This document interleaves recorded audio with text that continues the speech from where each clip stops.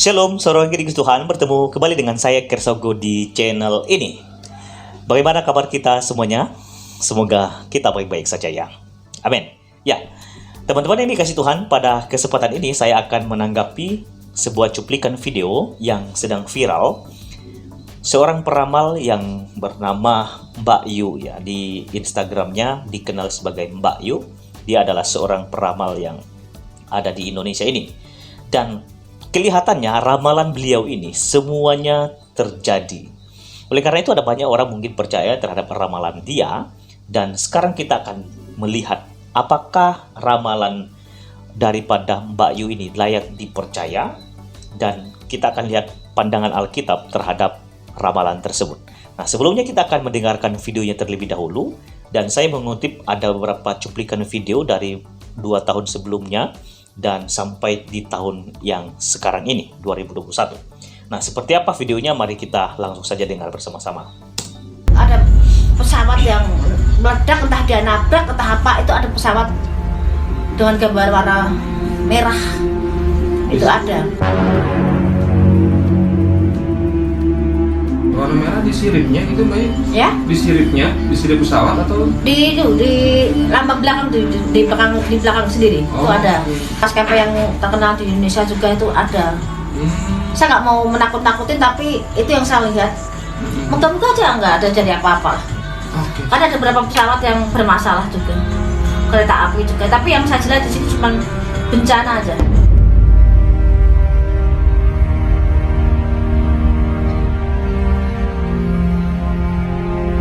Dan pemirsa, bahwa kami mendapatkan informasi pesawat yang lepas landas pada pukul 6:10 dan dijadwalkan mendarat di Pangkal Pinang pada pukul 7:20 waktu Indonesia Barat.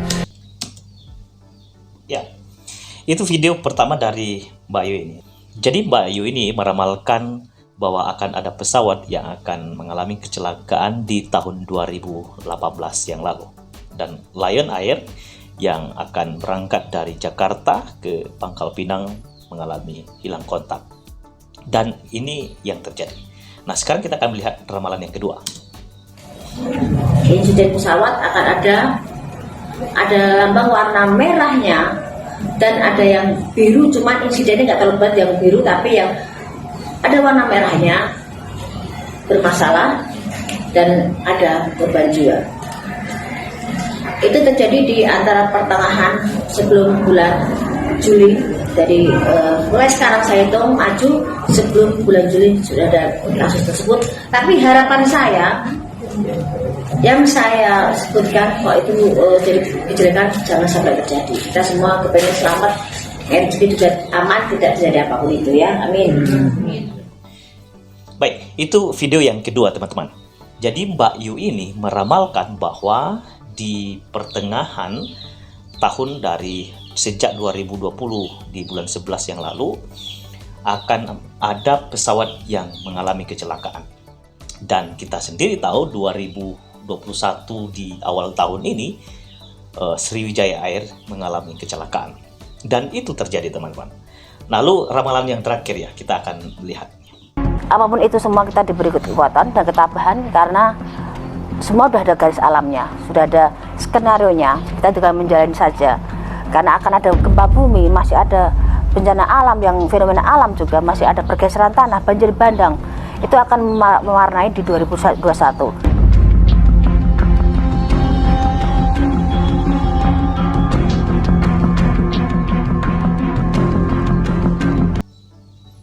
Oke. Baik, demikianlah teman-teman video dari Mbak Yu ini. Jadi Mbak Yu ini memberikan beberapa ramalan dan kelihatan ya ketika kita mengawali tahun 2021 ini semua ramalan itu terlihat dan terjadi. Ada pesawat jatuh, ada juga gempa bumi, ada juga longsor, ada juga banjir bandang dan mengakibatkan banyak yang meninggal dunia. Dan itu kelihatannya dan itu terlihat secara nyata di depan mata kita. Apakah yang terjadi di tahun 2021 ini karena ramalan beliau atau memang sudah waktunya? Nah, teman-teman dapat memberikan komentar di bawah ini nanti. Pada kesempatan ini saya akan menunjukkan kepada kita apa kata Alkitab terhadap seorang peramal itu dan apa sikap kita sebagai orang percaya ketika melihat ramalan dari Mbak ini yang sudah terlihat nyata dan itu terjadi. Saya memulai membaca dalam Ulangan 18 ayat 9 sampai 14. Di antaramu janganlah didapati seorang pun yang mempersembahkan anaknya laki-laki atau anaknya perempuan dalam api, ataupun seorang yang menjadi petenun, seorang peramal, seorang penelaah, seorang penyihir, seorang pemantra, ataupun seorang yang bertanya kepada arwah atau kepada roh peramal, atau yang meminta petunjuk kepada orang-orang mati. Sebab setiap orang yang melakukan hal-hal ini adalah kekejian bagi Tuhan. Dan oleh karena kekejian inilah Tuhan Allahmu menghalau mereka dari hadapanmu. Haruslah engkau hidup dengan tidak bercela di hadapan Tuhan Allahmu. Sebab bangsa yang daerahnya akan kau duduki ini mendengarkan kepada peramal atau petenun, tetapi engkau ini tidak diizinkan Tuhan Allahmu melakukan yang demikian.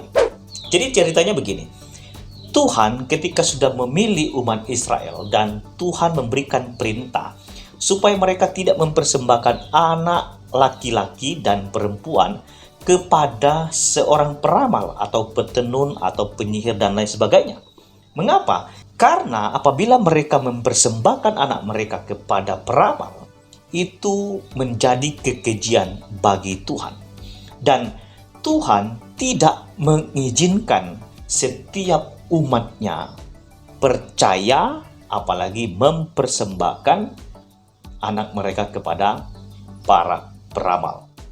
Nah, di dalam Imamat 19 ayat 31, janganlah kamu berpaling kepada arwah atau kepada roh-roh peramal. Janganlah kamu mencari mereka dan dengan demikian menjadi najis karena mereka. Akulah Tuhan Allahmu. Nah teman-teman, Tuhan memberikan perintah jangan berpaling kepada arwah atau kepada roh-roh peramal. Dan yang kedua, jangan mencari mereka.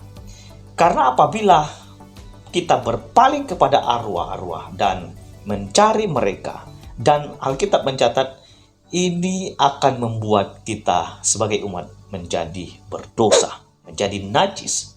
Tapi Tuhan katakan, akulah Tuhan Allahmu. Ya, dalam Imamat 20 ayat yang ke-6.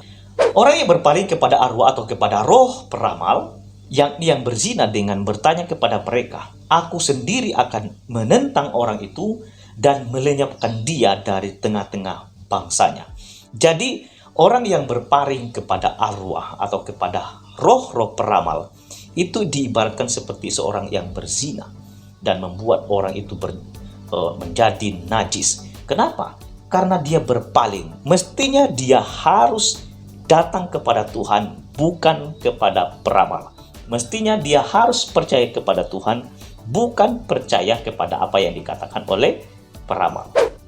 Dalam 2 Korintus 11 ayat 14. Hal itu tidak usah mengherankan, sebab iblis pun menyamar sebagai malaikat terang. Nah teman-teman yang dikasih Tuhan, ini ayat merupakan gambaran-gambaran yang mengingatkan kita bahwa iblis juga bisa menggunakan cara-cara demikian untuk menyesatkan kita. Dan Alkitab memberikan gambaran bahwa pasti akan ada tanda-tanda zaman. Akan ada gempa bumi, akan ada kecelakaan, dan akan ada peperangan. Dan itu bagian dari tanda-tanda zaman. Dan sebagai orang percaya, itu bukanlah hal yang mengherankan bagi kita. Karena itu bagian dari tanda zaman. Oleh karena itu teman-teman, kita itu lebih baik percaya kepada apa yang Tuhan perintahkan daripada kita mempercayai apa yang dikatakan oleh seorang peramal. Ketika kita berpaling mempercayai para peramal, berarti kita sedang menduakan Tuhan.